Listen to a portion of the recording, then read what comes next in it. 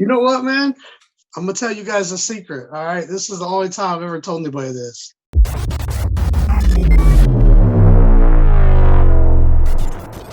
What's shaking, guys? It's Feldy bringing you another MTG Obsession video with community quips, and we have the one, the only Mr. Redbeard in the house today. What is shaking, brother? Nothing, man. I'm happy to be here. I saw the video you did with Spence, and I'm just happy to be here. I think this is gonna be fun. Dude, well, thanks so much for joining me. So, for those who don't know you, you have a little tiny thing called Chaos Bundles that you do along with your channel Underworld, or I always just say it, Underworld Games. I always say Underground. I don't know why. That happens a lot, actually. Underworld Games. Underworld Games, yes, sir. And a little catchy slogan, we like those.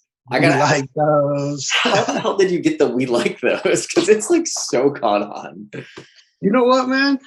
I'm gonna tell you guys a secret. All right, this is the only time I've ever told anybody this. I actually stole that from somebody. No joke, I did. I actually stole that from somebody. But if you go way back on my channel, when I first started the channel, I was very monotone. I was recording in a hotel room. I was by myself. I was depressed.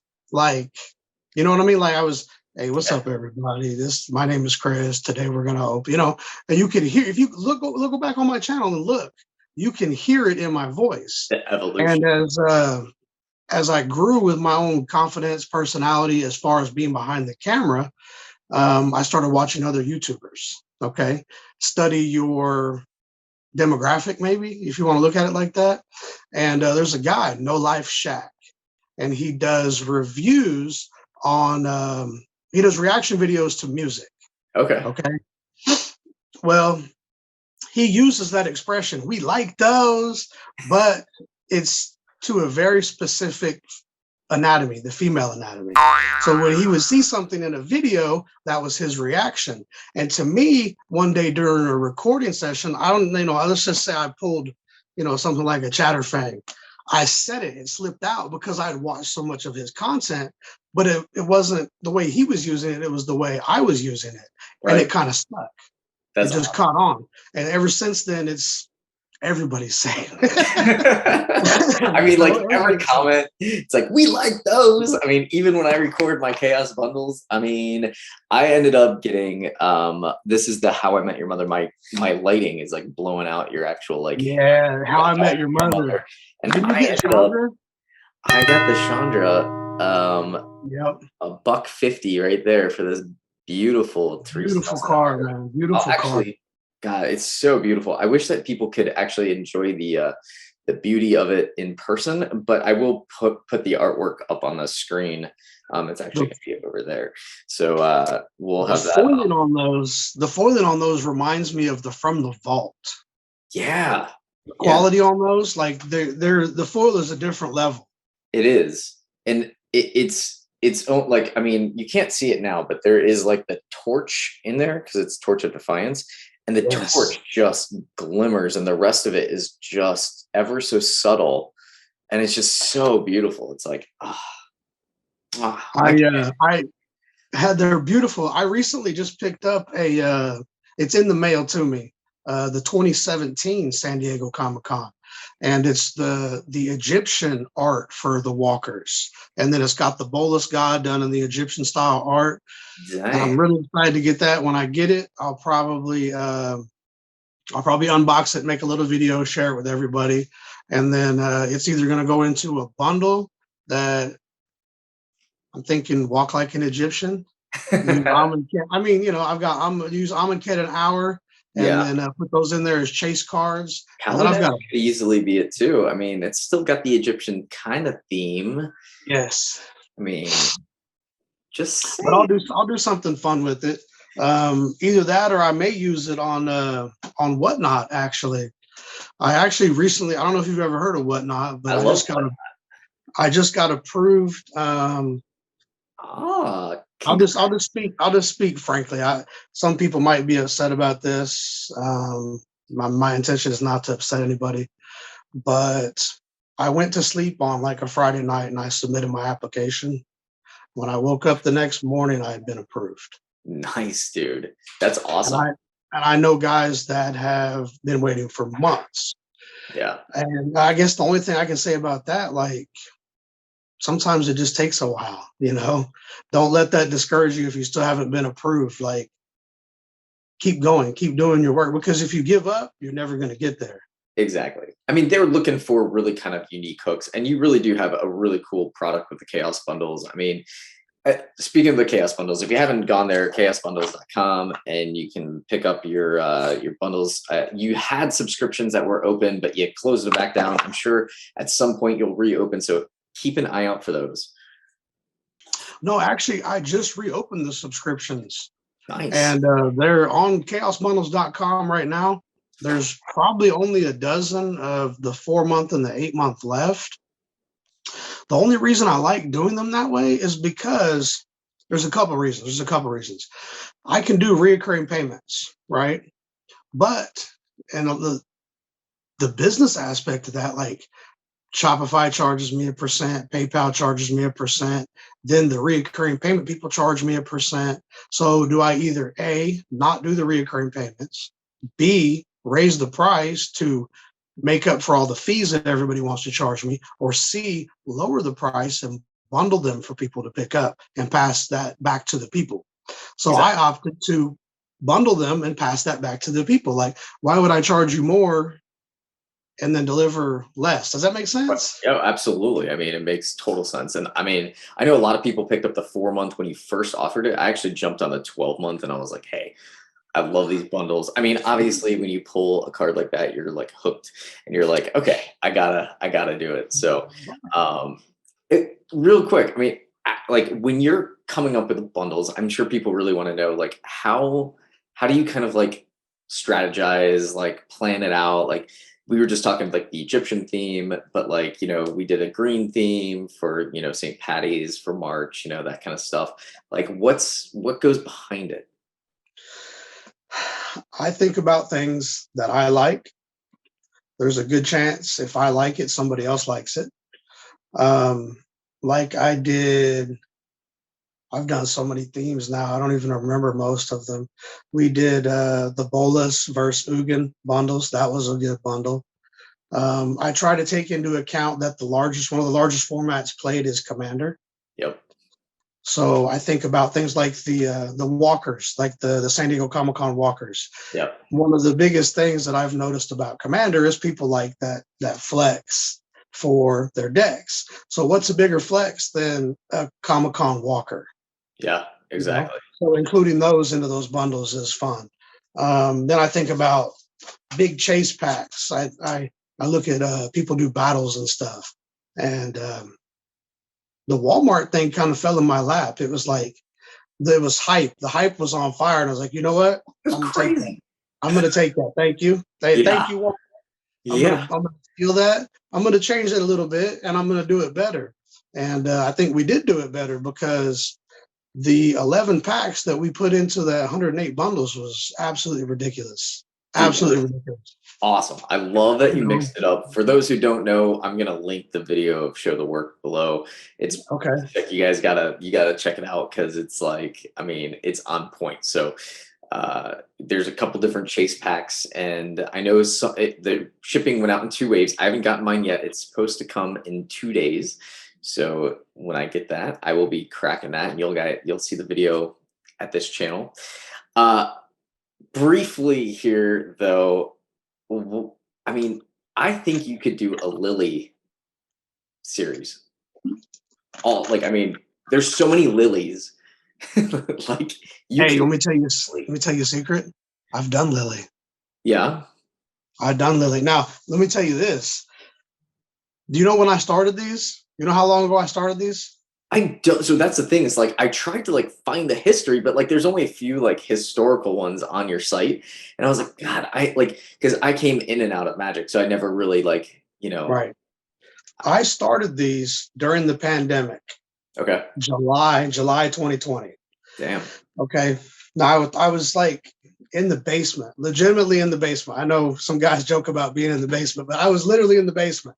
And I was thinking to myself, man, I see all these repacks and mystery bundles and people doing this and people doing that. And all I see is people getting cheated. Legitimately, I see people getting cheated all the time. And the only thing that's going to do, one big thing to me is the community. And the only thing that's going to do is send those people away from the community.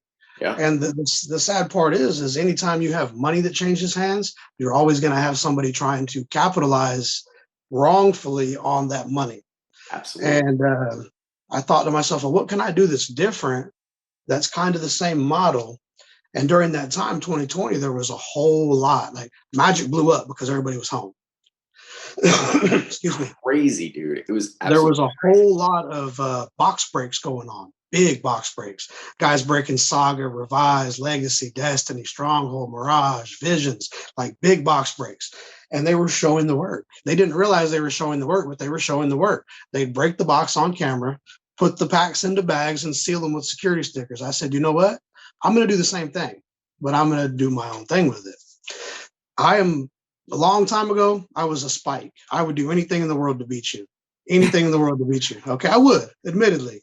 But I was 20 something, right? Yeah. As I got older, one of my favorite formats to play is limited. Okay. Okay. I Yeah. love playing limited, whether we're going to play cube or draft or pre-release, whatever it is. I love playing limited. We can even make up rules of limited. We have a limited game here at the house. We do pack wars. Okay. We take 10 mana, 2 of each color. We open a booster pack, shuffle it, we play. Everybody has 5 points of life. Winner takes all the packs. I love it, dude. That's it. Great. You know, it's just a game. But so I was thinking, you know, I like pre-releases. Let me go back to what I was trying to get at. I love pre-release. So I started building bundles showing the work that mimicked pre-release kits. My intention was for people to get them and play at home since all the LGSs were closed. Now, some people did, like Nick. I know Nick. You might know Nick Weingarter. He got a couple of them, and he was probably one of the first people to find what I was doing. And I had just found Matt cracking packs, and I wasn't trying to encroach on what he was doing. Right. So I would privately talk to a couple people in the group, and then slowly, it grew and grew and grew. And then I went from the basement and I went back on the road with work. And I worked for many months in a hotel in St. Louis, and I was making bundles in the hotel. I was making videos in the hotel. Sound was bad, audio was bad, like, but I kept doing them. Yeah, you know? that's exactly it. You just keep grinding, man. Keep going. And I can tell you a mistake that I made that I see other channels make all the time. And a lot of this is like counterintuitive. And a lot of people may disagree with me. That's okay. I, generally speaking, don't like doing giveaways. Totally. And I'll tell you why. I don't like doing giveaways because people come and follow your channel only to win something. And when they don't win, they leave. Exactly. Okay? And it can hurt your engagement, thumbs down, bad watch time. If you want to look and talk about analytics of the videos, it will absolutely hurt you. And there for a while, I was actually making chaos bundles and giving them away every Friday. And my growth was flat, nothing. Yeah. And the point that I pivoted from that and stopped giving them away and started focusing on more stuff like Masterpiece Mondays, okay, where I was open pre-release kits chasing all the lottery cards. Stuff started to change because now I was doing something that I wanted to do and people were interested in watching it. Right. So, I mean, I know a lot of channels do it. There's nothing wrong with celebrating, like, okay, we hit 100, we're going to give something away. We hit 1,000, we're going to give something away. But I feel like you set a barrier for yourself when you say, once I hit 1,000, I'm going to do this. Yeah. Does that make sense? It's totally, my friend, it is totally true. I am just a tiny little channel, but like, I mean, when I do giveaways, it's like and I used to work in radio and we called them prize pigs. And they would literally only want to win, and then they would go on to the next and go on to the next. And it's like they never stuck around. They never actually were your target audience. And it just created this really bad taste because when you do a giveaway, it's one winner. And then you have a whole 99% of your audience that's let down. And yeah, people might be like, yay, congrats, man. It's like deep down, they're like, I should have won that, you know? So the whole giveaway thing is just not for me. Like uh, for those who like it, cool. Like it works for some people, but for me, I just Yes. never really like to do giveaways. So Yeah. So I mean, if my opinion, you guys can do what you want to do. And I'll tell you something else that's funny. Do you know who actually told me that? I'll give you, it's a big YouTube channel that actually told me that years ago. Uh, when I picked that up, when I took that information and tried it, you know who it was? in the magic community or In the any, magic community. I would say the professor. No. No? Okay. Are you ready for this? This is Yeah. the dramatic zoom in. You ready for this? It was Rudy. Oh, yeah. It was Rudy. Rudy's a smart guy. People hate on him all the time, but that guy is just He polarizing for he a reason. he has just enough controversy in what he does, and he knows he has his controversy. Oh my God, he Okay, knows it. he knows he does it on purpose. Even when he Absolutely. says he doesn't is foolish. He Yeah. does his controversy on purpose. He has just enough openings on purpose. I've noticed lately he's moved away from the big flex where he used to do big flex videos. He doesn't do quite as many of those so much. Um, I like Rudy. I've talked to Rudy a couple times. Like he actually reached out to me after I found that Soul Ring in that pre-release kit. And you know what? You know this is funny right here. This will tell you how much of a businessman he is. He looked at the video and he said, "Your video is doing amazing in comparison to the rest of your videos. Do more of that." Yeah. That's Uh, that exactly. was that was the Yeah. gist of the conversation. Yeah.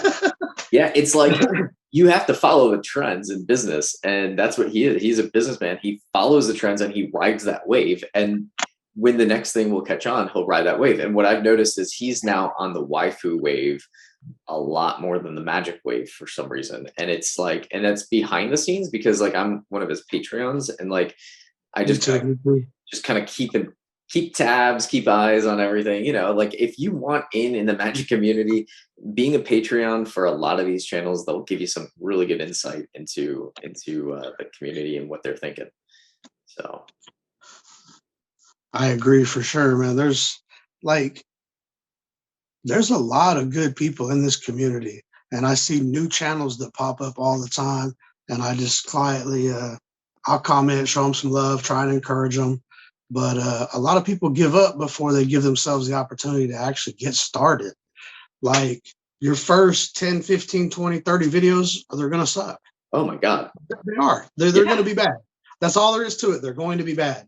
It's like I told my good friend Adam, um, every time I do something, I try to do a little bit better, a little bit better, a 100% little bit better. better, a Yep. little bit better, a little bit better. And from the beginning to now, you can see changes that I've done along the way. But okay, here's one for you. Here's one where I'll give you guys a little Leaning in on Christmas. a little sneak peek, a little hint maybe.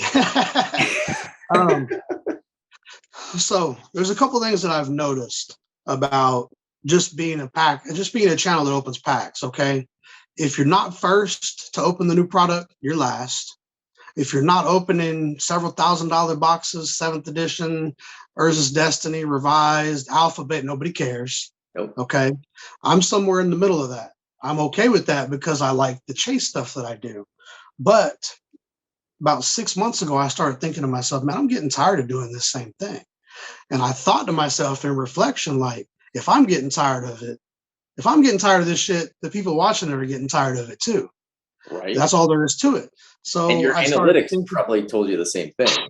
yes, they did. Yeah. I was like, okay, because it was the same loyal shout out to all those loyal followers for sure. But it was, you can look at your lines and analytics. That's another one. Let me cut on that real quick. New channels, watch your analytics, whether you like it or not, learn it. They suck, but you're going to need it. So I watched the analytics and it was all the returners, the diehards, the ride or die people. And I love all of them, but there was no new people coming. Right. So what can I do different? I already did the Masterpiece Mondays. We do a lot of chase stuff. But I started realizing like I need to push myself in another direction, and that's the actual the composition of the videos, the lighting, the style, the editing, the sound. So like these last several months, I've been studying um, composition, lighting, microphones, like all that stuff. The reason I'm studying that stuff is because this is the hint, okay? I'm going to do something that's going to put me in different locations in the magic community within other places. Originally, I was going to call the series 50/50, and I was going to go 50 miles from my house and I was going to spend $50. I got a lot of resistance from a lot of local shops. I don't know Interesting. why. Well, I won't talk about it too much, but one guy laughed at me. He's like, "You're not big enough for to come into my shop." So I was like, That's "Cool, that's okay, literally my yeah, LGS too. They were like 3,000 subs. Yeah, I don't think so, buddy. And I was like, okay, but you have a local community here that could profit from everything, and then you have whatever. It's neither here nor there. As a business owner, it's choices that get. Hey, I got a funny one though. Like, I'm not on top of this yet, but I'm that guy. I promise. Yeah, I promise. I'm not going anywhere. I said yeah, that yeah. 2 years ago. I'm not going anywhere. And but anyway, it's I've got a friend out in Carolina who just opened up an LGS. Beautiful. Shout out Josh Goodsell. It's called The Gathering Place. And I told you I was just gonna hint at it. If anybody's actually listening or watching this, like I'm gonna call it something like Destination MTG. Okay. I'm gonna go to different places. It's gonna be like a travel channel kind of, I was gonna but say it's like okay. diners, drive-ins, and dives, Exactly, exactly. right? Diners, drive-ins, and dive. Okay, Yeah. but we're gonna go different locations. We're gonna take in some local sites. We're gonna highlight LGS or two in that area, and to stick to the pack cracking stuff, we're gonna go and open some older stuff, like I don't know, man. Like okay, here when I do the pilot, let's call it a pilot because I'm gonna make it a series, but. Like here in Oklahoma, we got Route 66. And one of the craziest things on Route 66 is the blue whale. Okay. Okay. And you can look it up on Google. In the Yeah. middle of Oklahoma, on the side of Route 66, there is a gigantic blue whale. All right. Now it's like it's out of this world, man. It is. It's out of Yeah. this world. Yeah. Yeah. But like I want to do like everything I do has an intention. And but like to me, it's like this feels like planar chaos to me. So Right. when I go to the blue whale, I'm gonna open up some planar chaos stuff. Nice. Okay. Even if it's just one pack, and then we move Yeah. on to the next spot. Like the Tulsa driller. The Tulsa driller is like a 60-foot tall statue of a driller. He reminds me of Colossus of Sardia. So why not open something like Fifth Dawn or Mirrodin or Dark Steel? I love it. But I want to incorporate all those together. Yeah. Yeah. But I've always been about the community. Like since the beginning, I didn't like seeing people get cheated. That's the reason I started the chaos bundles. That's Yep. the whole reason I started doing it. In business, there's three ways if you want to look at it. There's three ways to validate your business. Is somebody else doing it? Are they making money? And can you do it better? Yeah. Right? Exactly. I think a lot of the problem is everybody wants to focus on that money in the beginning. If you focus on the money in the beginning, the money is only going to be short term. And just like anything in life, if something chases you, what do? You run away, Yep. right? Exactly. If I was to chase you, you would run away from me. So if you change that focus to actually delivering something that's good, something that's desirable, which is what I focused on in the beginning, like I have to make these because I like them, but I also have to make them to be fair, to be desirable, to like. Now, this is just purely the business part of it. And I think I did a pretty good job because anybody that looks at it, my profit margins are small. Yeah. But as I grow, those profit margins will grow as well, right? Does that make sense? Absolutely. So Economy of scale, my friend. exactly. But you also, this is the great thing, is like you're true and authentic to yourself, and you know what you like, and you have these like really awesome conceptual ideas, and you can execute on them. And I think that's what people really dig about your channel is it's not just, okay, I'm just opening up Midnight Hunt versus Crimson Vow. You know, it's like those have been done, and like just like you, I mean, I was doing some pack cracking on the channel, and like I really actually didn't intend to do pack cracking on the channel. It just was naturally like a way to get into the Magic scene, and then I was like, I actually really enjoy doing these conversational long form things with like community quips and like, you know, more like, okay, how can I evolve this? Like, how can I help other people? So obviously, like as a graphic designer, I've been diving in and helping a ton of people within like their designs and intros and whatever. And that's been where I have found my true happiness is like, okay, I geek out over that, but I'm behind the scenes and I'm cool with that. Like I don't need to be the guy in front of the camera or, you know, with the microphone behind with just looking at cards. And for you, like I feel like you have that personality that like can go into a shop and light people up and just like be like, yo, this is bananas, this is what we're doing, and they just be like, yes, give me your money. Like like it's just crazy. And you know what's funny about that though? And I appreciate all that stuff. I appreciate you saying that. Like in the beginning, I didn't want to be on camera. I Yeah. didn't want to show that personality. But the guy that I work with, Kenny Boyer, guy used to sit behind me in the fabrication shop there in St. Louis. He said, dude, you were wasting your best resource. I said, what's that? He said, your personality. Yeah. I said, and we talked about it for like a week. I was like, are you sure, man? Like, I don't know if people really want to see me. Like, do they really want to see me for me? And he said, just do it. And he pushed me and pushed me and pushed me. And finally, I was like, you know what? I'll do it. Let's do it. Yeah. And it took me quite a while to come out of my shell because, I mean, you know, some people don't even like the sound of their own voice on a recording. Nobody You likes know, their own voice, man.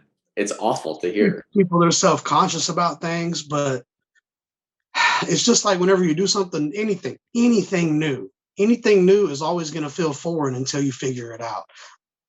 It's like the difference between knowing how to do something and doing something lies in the doing, not the knowing. You Right. have to do it before you know how to do it. Exactly. You Because know, if you and knew, you would have done it.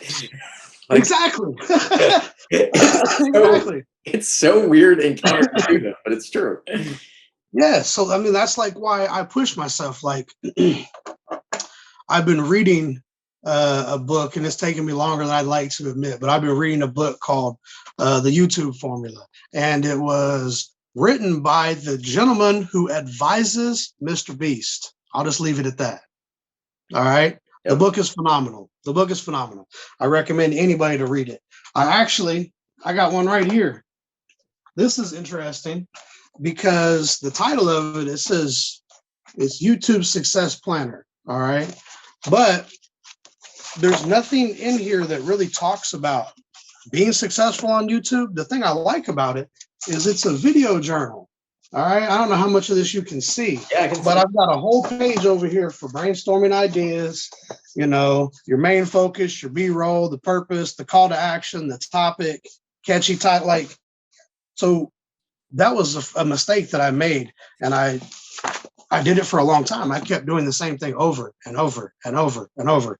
So now when I do stuff, I try to be more intentional. I try to do stuff that's different. Like I'm not going to say the channel name, okay? Because I got a lot of respect for the gentleman that runs the channel. I love him. He's a friend of mine. We talk quite a bit, but I want to talk about pure numbers, okay?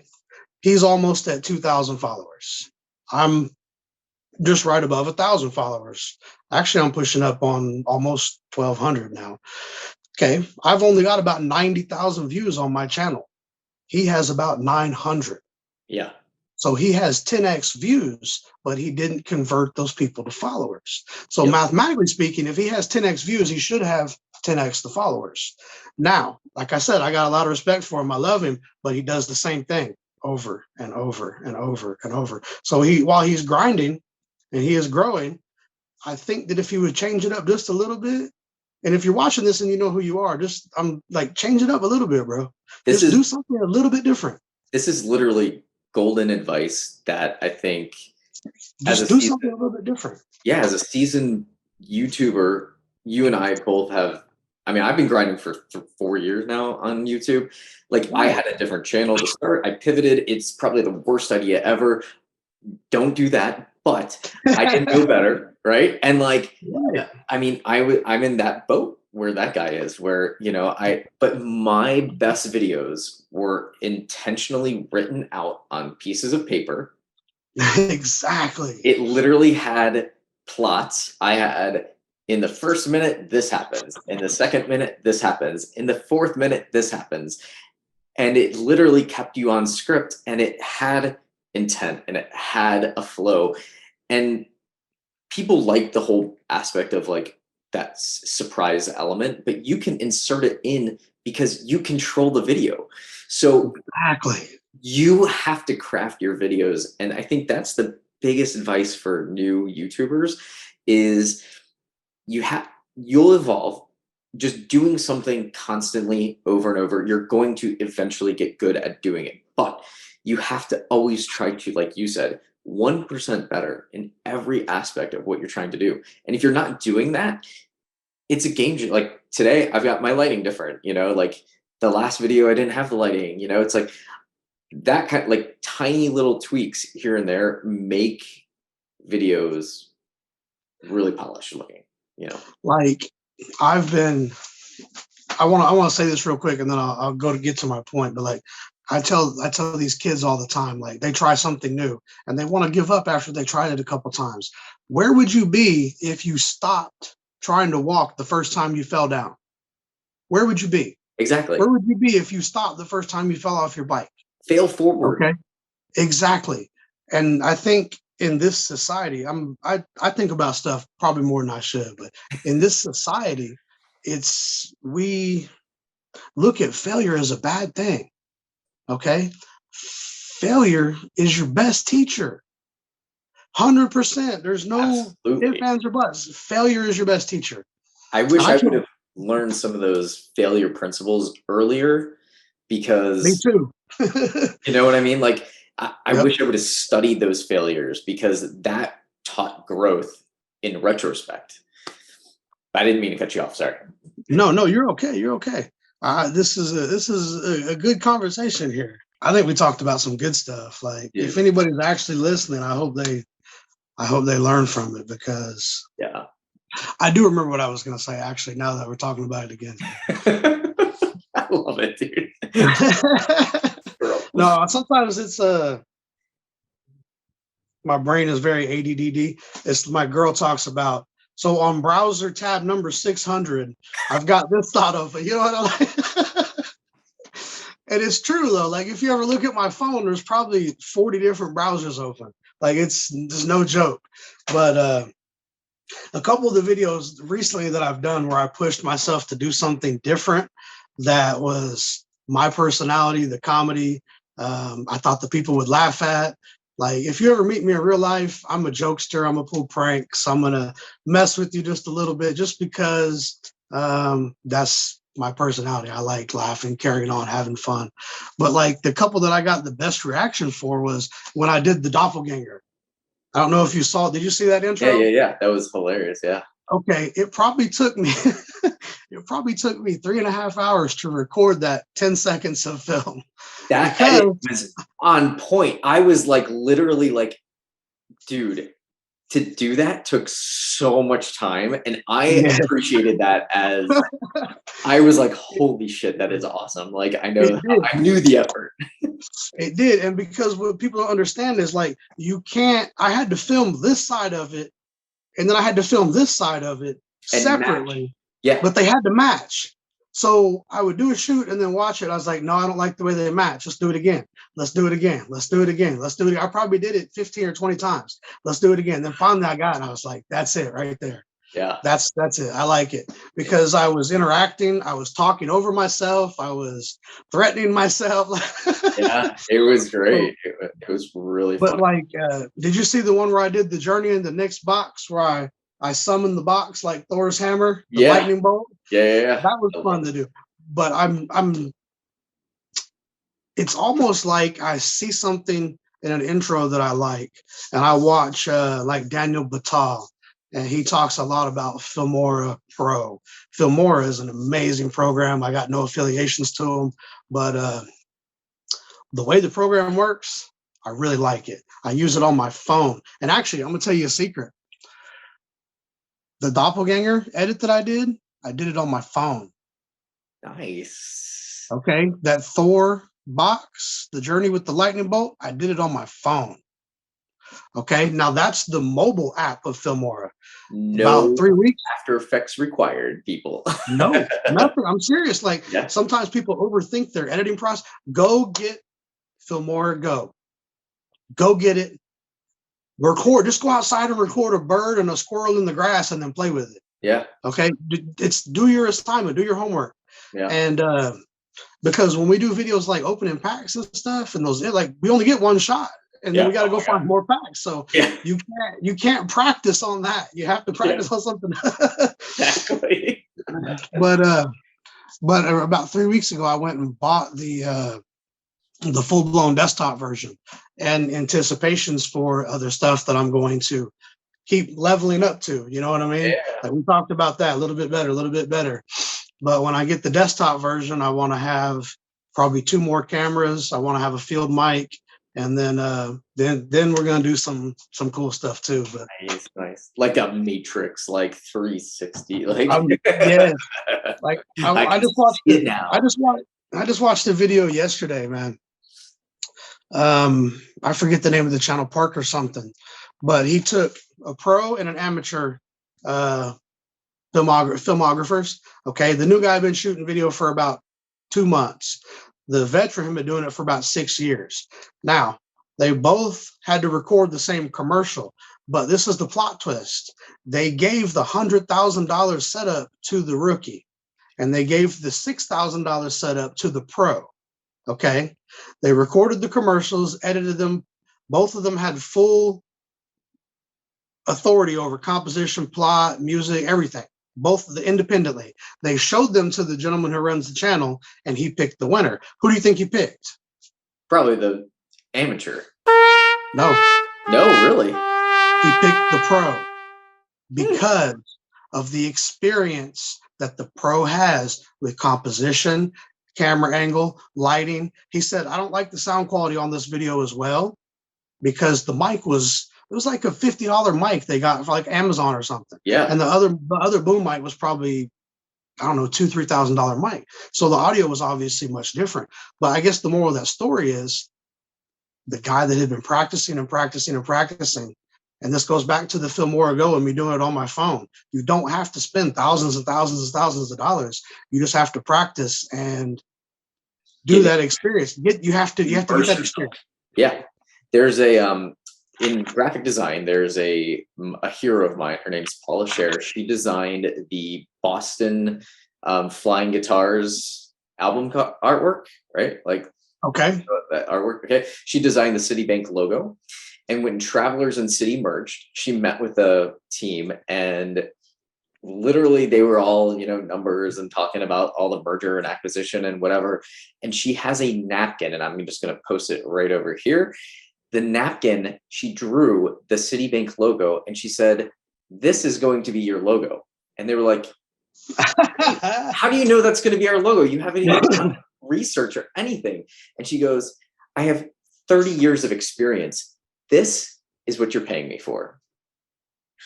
It was brilliant. It was like one of the best things I've ever taken in my life, going into any client. And I'm like, you are going to, the value that you get is more than what you're paying. So you're paying for the experience, not. So yeah, I mean, that story totally makes sense. Like exactly. I love it. Well, let's get into some rapid fire questions here. I know I don't want to keep you too terribly long today. I have a couple just what you got off the top of my head. All right. Some of these are magic related. Some of them are not. All right. Favorite magic card of all time? Oh man, favorite magic card of all time, right off the top of my head, I would say Sylvan Library. Okay. Favorite band or solo artist in music? Nirvana. Ooh, I did not see that coming. Okay, and What rest. did you think? Yeah, What Foo did, what did Fighters you think? is one of my favorite bands, and unfortunately, the drummer just passed. So, man, Who it's was that? I'm very. sorry. What's that? I said, who did you think I was gonna say? I, I was kind of expecting like maybe like Slipknot or like something like that, a little bit heavier than Nirvana. No, I enjoy Slipknot, System of a Down. You okay, know, I like the music, yeah, yeah, but to me, I listen to music for the mood. All yeah. right. If I'm on a long road trip and I'm by myself, I've got on hip hop, gangster rap because I'm upbeat and it'll keep me awake. I Okay. could see Straight. you also chilling to Enya sometime, like just being like, yeah, Okay. I But like I'm it. also, like 6 months ago when I was remodeling this bathroom in this front room, I was having a hell of a time. You know what I did? I put on classical music because Get your brain working, yeah, it brought me down. I was okay. yeah, Everything is good. yeah. So I listen to music for the mood. But my favorite standout, the first one that popped in my head when you asked that question was Nirvana. Okay, okay. Favorite place to vacation? Favorite place I've ever vacationed? Hawaii, What part? the Big Island. Big Island, yeah, it's Yeah, beautiful. Big Island. The Yeah, Dole Pineapple Factory, the oh, sugarcane must hit. fields. Yeah, In the Dole Pineapple Factory, the water fountains are pineapple juice. They were at the time that last time I went. The water tower is a big pineapple. The beaches, the sugarcane fields, the natives, the just Diamond Head Crater, like everything. it's It's a different world. it is. That's all there is to it. It's a different world. It is. Now, you mentioned on a comment Jurassic Park. I have a tiny little story because you said nice Jurassic Park logo to somebody, and it was literally just like you could ever so slightly see like the Jurassic Park logo. So a designer named Chip Kidd actually came up with the logo of Jurassic Park. And have you ever taken the helicopter tour of the Big Island? No, I have not. Oh my God. Remember, you gotta go take it next time. Okay. 2 grand you're gonna spend. It is the best 2 grand you will ever spend in your life. I promise you. Okay. It is amazing. So next time, and pro tip, go do that because it is hands down one of the most memorable moments in Hawaii for. Have you ever taken the helicopter tour of the Grand Canyon? No, I actually haven't even been to the Grand Canyon, and my parents live in Las Vegas. Okay. If you ever go to the Grand Canyon, go to the canyon, take the helicopter tour. You have to go early in the morning because Yeah, in the heat, once the temperature gets above like 115, they don't fly the copters anymore. yeah. But they'll fly you into the canyon, you land, you float down the Colorado on a pontoon boat, and they fly you back out the other side. Nice. It's That's about $600 or $700 a person, but like you just said a minute ago, it's the experience yeah, because everybody sees it from the top. Not many people see it from the bottom, right. and That is you're awesome. like, wow, this is insane. This is Go the do most that. insightful community quips I've ever had. All right. Favorite magic set of all time? It's got to be Urza Saga. Yeah. That Any was the particular first. reason? Just Yes, that was my set. yeah. That was my set. Now I came into Magic in probably I would say summer of '98, somewhere in there, and it was just because the place that I was living, the guys next door played Magic. It was a cool game. I like Dungeons and Dragons. This is a card version. You got my attention. Let's talk. Yeah. And like at that time, Tempest, Stronghold, Mirage, Visions, Alliances, all that stuff, Ice Age, all that stuff was still on the shelf. But then here comes this new set, Urza Saga. And just like in life, there's there's something about the feel of something new, right?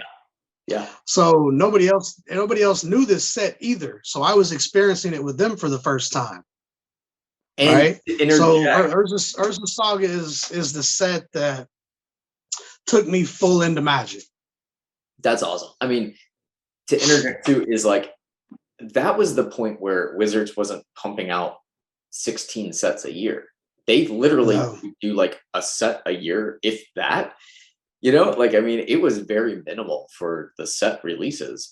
from what I remember, because like Urza's I just can only think of like one or two like releases a year around that point, like it wasn't like blockbuster hits. So they just kind of slow that played. And like Ice Age was on the shelf, and I felt forever.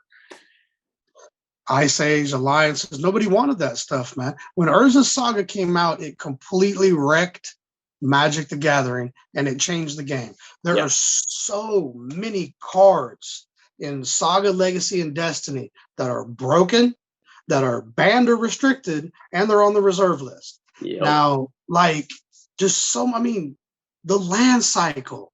There's 3 lands in Urza Saga that are absolutely Cradle, Sanctum, and Academy. Yeah. Those 3 lands are absolutely ridiculous. I remember, we only had 3 types of Magic back then, okay? You had Type 1, Type 1.5, and Type 2. Type 2 would be the equivalent to Standard. 1.5 was like your more modern, and Type 1 was like your Legacy. It was vintage everything. Yeah. I remember the deck that dominated my local circuit at that time was the Sneak Attack deck. By the time we got Destiny and Legacy, we had the Weatherseed Treefolk and the Shivan Phoenix and Rancor. Shivan, the Phoenix and the Treefolk, when they go to the graveyard, they come back to your hand.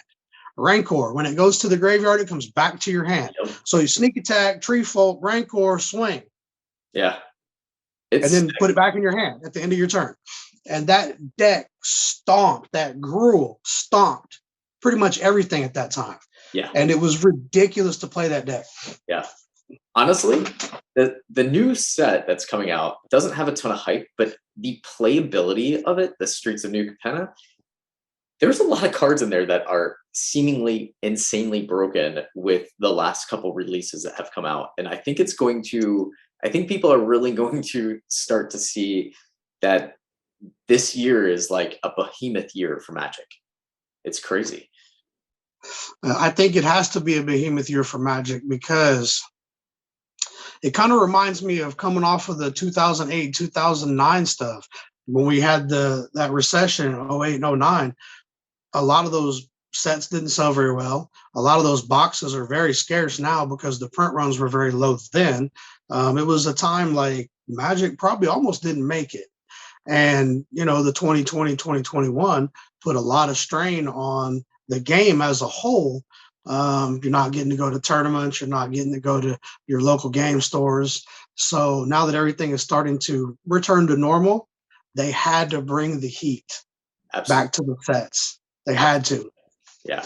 I wonder if Unfinity was a little too powerful, and that's one of the reasons why they delayed the release, because I know they claim it's for other reasons, but I have a feeling there was something in there that they were like, oh shit. That's just my take. I don't know. You want to know my opinion on that? Yeah. I haven't done a whole lot of in-depth research, but the first thing that popped to my head right off the top was 2 things. They're pivoting their business model as far as quantities and packs, and they're trying to pivot more towards the lottery stuff. Okay. So while we may not have true lottery cards like invocations and masterpieces and stuff, they're making chase cards like the neons. Okay. Now, I think maybe the Galaxy foil of the Shocklands, they had problems printing it. That's my opinion. Yeah. Because that was the selling point of the unset. Right. They take a set that's generally not tournament legal and they put cards in it that are tournament legal. Why? So people will buy it. Chase, yeah. Right. Okay. And the Galaxy foil was going to be their big selling point for that set. Since they have delayed the set, nobody's talking about the Galaxy foils anymore. Yeah, it's true. And I mean, they really, like, a lot of people are like, I mean, Spence and I talked about this, like the saturation of the market is insane, but the stats don't lie.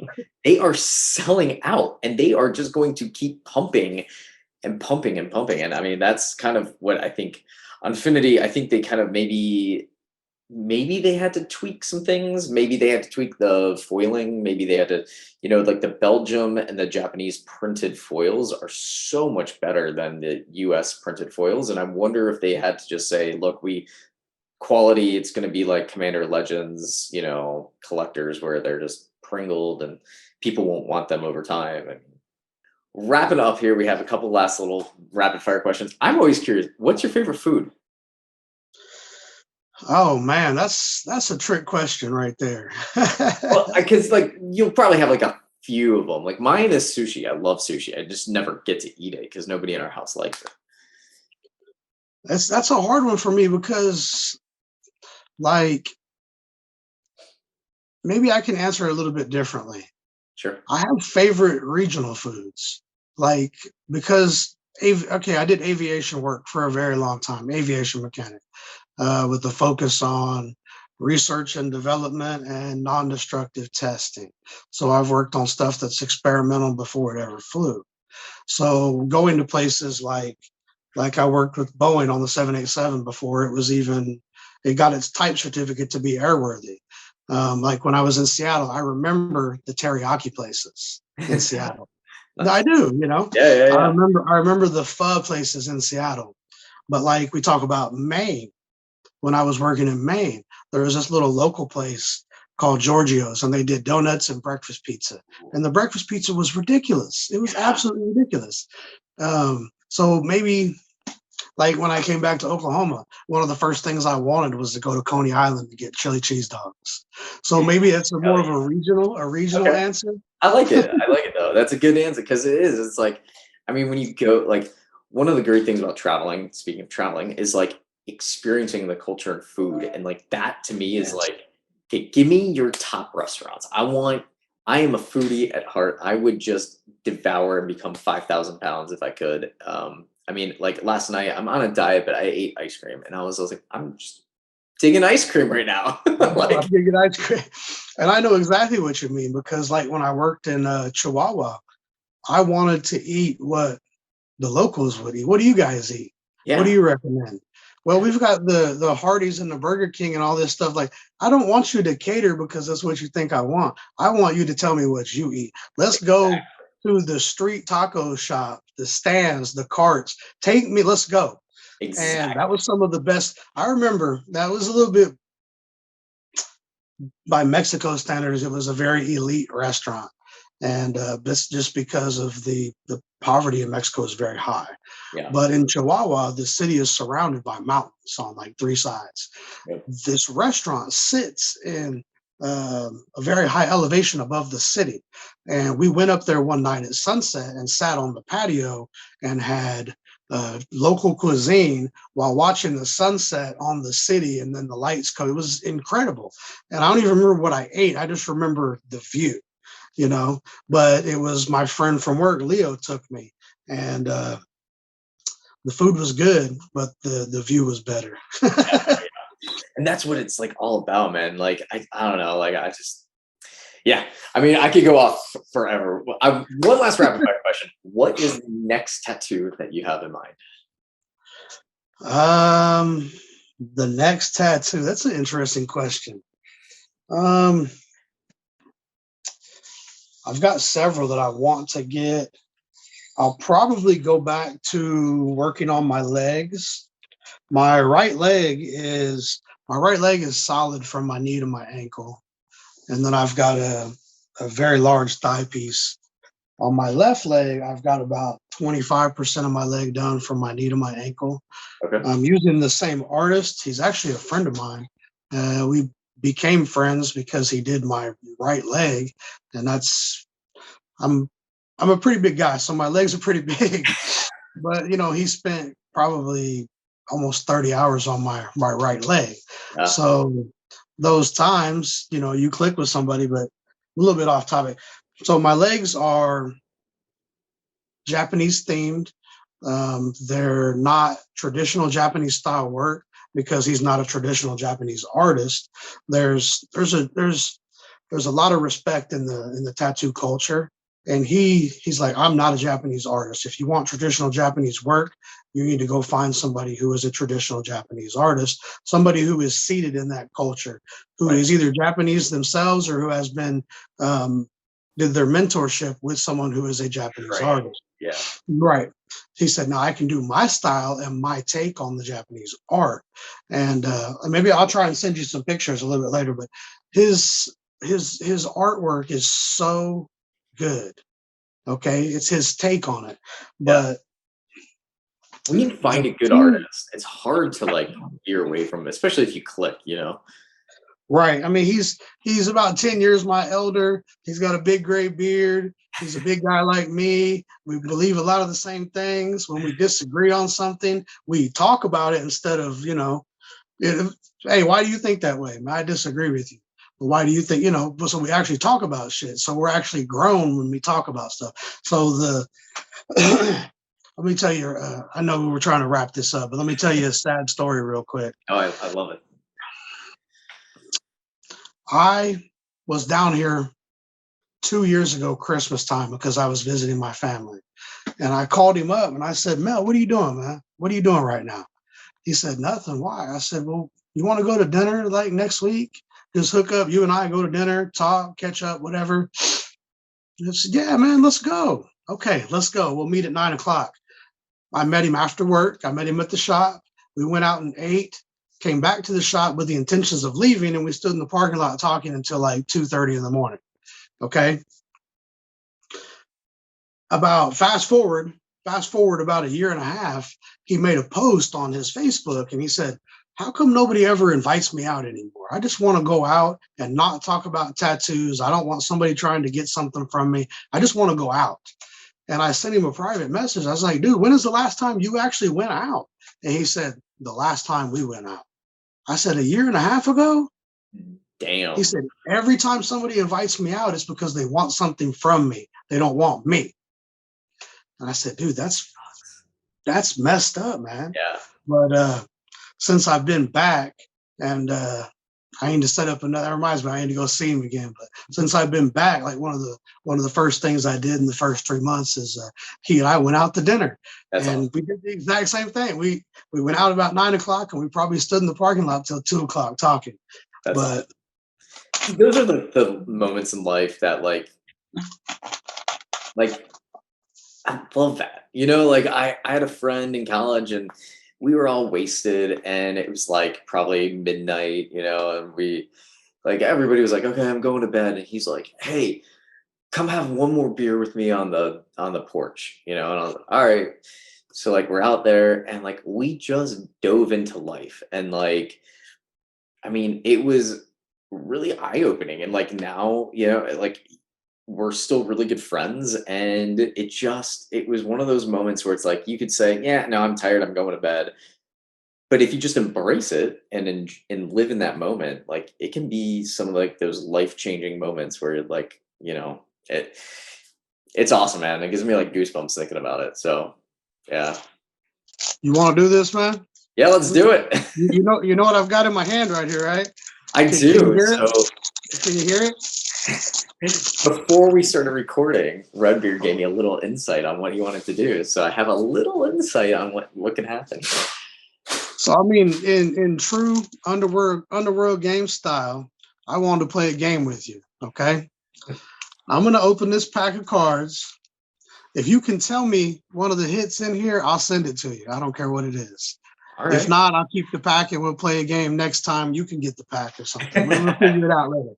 But what do you think is in here, man? Lake of the Dead, Force of Will. What do you think's in here? As much as I would love a force of will, I have a feeling the card in there. Just put my like, what was the Johnny Carson? You know, he would like stick something like. I have a feeling that card. Yes, there you go. Is Ritual of the Machine. Okay. Now I'm pretty sure this is a Belgian pack just based on the way it's sealed. My knowledge on these old pack, like I can tell you it's not tampered with because I've opened a lot of them, but I don't know if this was printed in the USA or not. I'm pretty sure these were only printed in Belgium at this time. But let's I'm trying to do this on camera is a little bit difficult. I'm gonna do a trick that I learned. Let's see if this works. There it works. See, you pull it at the seam. Look at that. Okay. Do you keep your old packaging? I'm gonna set this down for a second. This Dawson right here, Tempest, Nemesis. You know what it reminds me of, like, grandma that used to make, like, picture, like, blankets. You gotta do some kind of, like, really cool piece. Actually, you know what's funny? I had somebody ask me if I would send him my packs, and I said, you know what, dude, that's fine. I'll send them to you. I'm actually looking for, what do I do with them? I know I'm wasting time right here. We got a pack we're trying to open, and I'm trying to show you something else. I don't know what I do with them, bro. Well, I've got some booster packs. You're gonna be like, whoa, dude, hold on. Here's a couple. There's a 1999. There's a pack of Dissension. But no, I had one that I wanted to share with you. So if we have to do a cut, then apologize. This is all it's set up, and it's just gonna be like a little hamster talking. I don't know, man. I don't know where they're at right now. But I've got, like, you asked me, do I keep my packs? Yeah, I've got a pack of I've got a booster pack wrapper of Legends that we opened with his Nandez and the Tap guys. Yeah. I don't know if you're familiar with the Terra Pair group or not. I love those guys. They're awesome. But like I said, hey guys, can I have the wrapper? And they were like, nobody else wanted it, so they sent me the wrapper, the Legends wrapper. Nice. I've got revised wrappers, but no. Expo asked me if he could have the packs, so I'm still gathering packs for him. I'll send them to him eventually, but That's he was awesome. like, I thought you forgot about me, man. Expo is one of the great ones in the community. All right. Well, All let's right, go. so I can't. Can you see those? Can you read? Yeah, those it's a for little me? blurry. If you could like zoom back, just there you go. Like right there is gonna be probably the best. There you go. Okay. So that is a reprisal. I don't know what this is because it's backwards to me. School of the Unseen. Let's see what else we got here. Elvish Bard. Chaos Harlequin. Bestial Fury. Royal Herbalist. Gorilla Warcry. We only got a couple cards left. Noble Steed. This looks like a mosquito. I can tell by the art, man. Swamp Mosquitoes. This is a cool card. Yeah. And then Stench of Decay and Soldavi Century. Oh. And I'm not super. We didn't do any good in the pack, but that's okay. That was fun to do. No. I'm not super versed on the rarities on these, but it's probably the land. It's probably the School of the Unseen. I was gonna 'Cause say. usually it's that I think those are set up like the dark, where like the top 3 cards in the pack are your uncommons. Right, and then the fourth. Yep, and then the 4th is your rare. Yeah, I think that's especially in Belgium printing. I think that's how it was. I'm The Chaos pretty sure. Harlequin isn't like awful. The artwork is phenomenal on some of these. Yeah, School of Unseen. That is an uncommon. The Chaos Harlequin was your rare.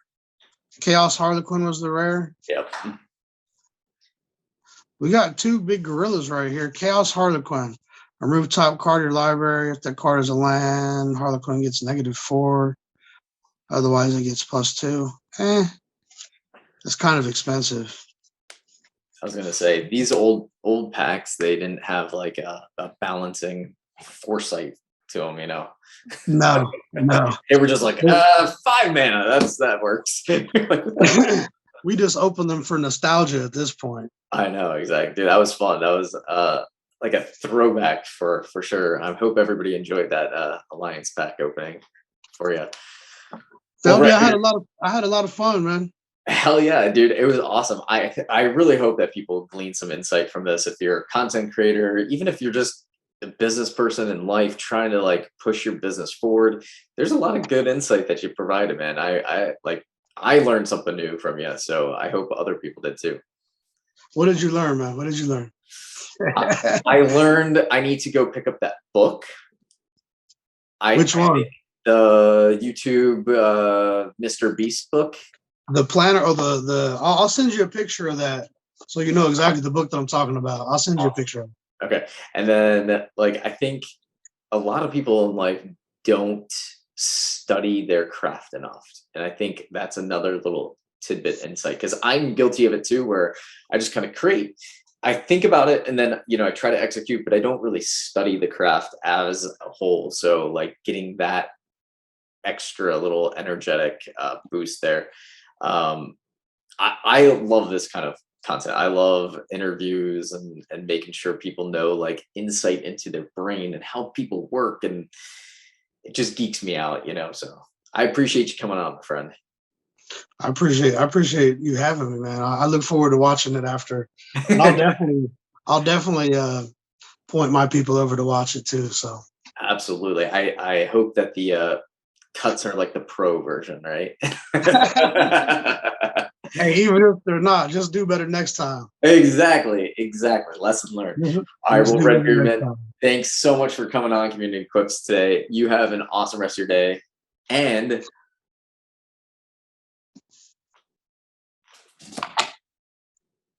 I was waiting for it. The build up, man. I had to mess with you, man. Hey, we like those. Nice. There you go. All right. I appreciate y'all, man. Nothing but love. There you go. Bye-bye. Stretch. Oof, my glasses are filthy, bro. I got to get something to clean them.